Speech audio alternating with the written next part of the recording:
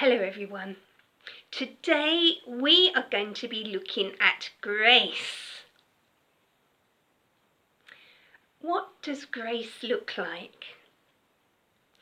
Well, it is love and patience and kindness when it is not expected.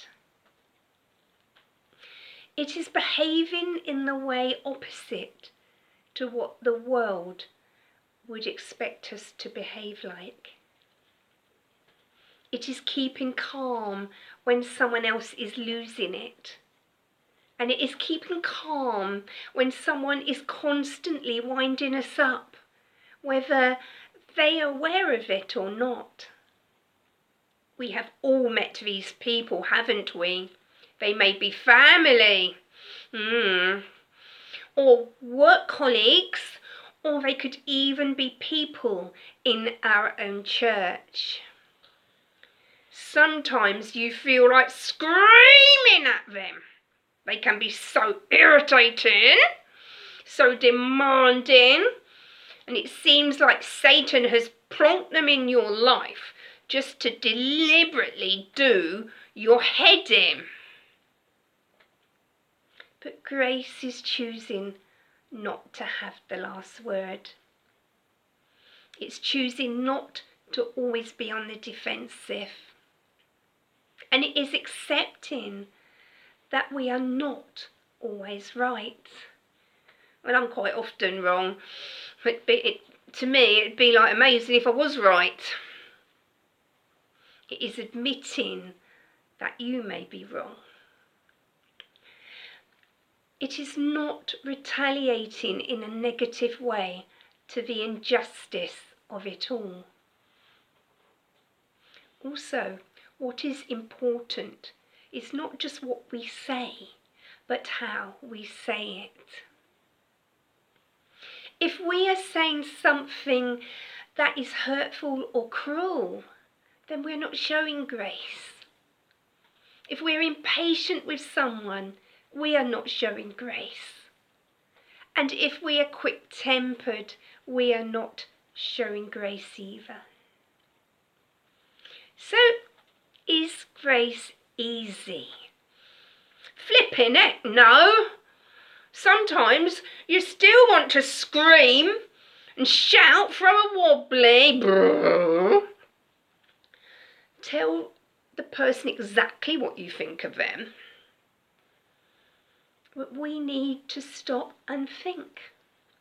We need to think about our actions also. It's no good at all showing grace by saying one thing and then behaving in another. So let me explain. You say the gracious thing, but then you decide to give the person the cold shoulder. And you may not talk to them for days. Oh dear, that's not been very gracious, is it? That can be more hurtful than words sometimes. Ignoring people, especially if they're under the same roof as you. Yeah, so we got to think. We don't want to carry on punishing people, do we? That is not gracious behaviour at all. So we need to remember that being gracious is not just about what we say, it's also about what we do.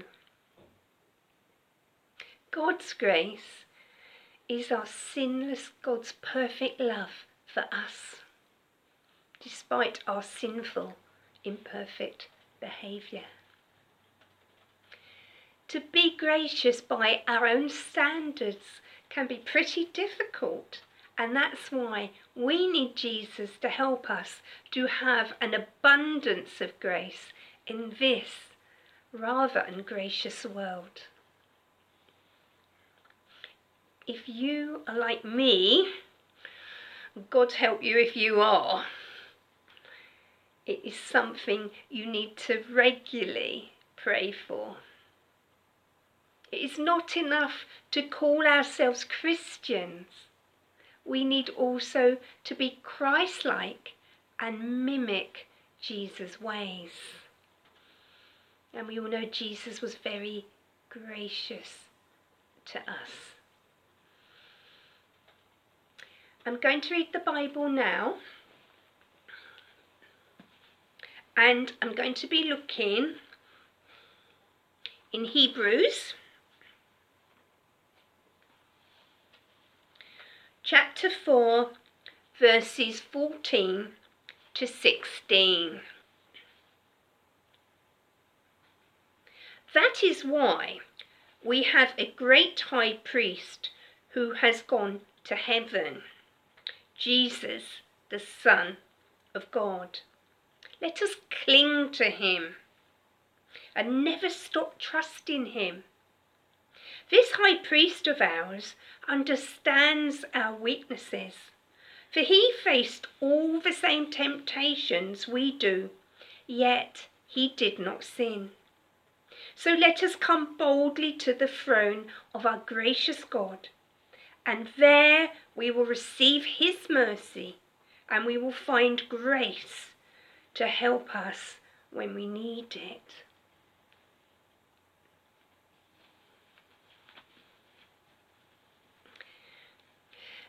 Jesus understands our weaknesses, and by his grace we can overcome them. When we pray for grace, we will be surprised by our own behaviour when the situation arises. Instead of being snappy and obnoxious, we will remain calm and caring. We will behave in a way that is different to what is expected of us, and we will show the same grace to others that Jesus has shown to us. Take care, everybody. Goodbye.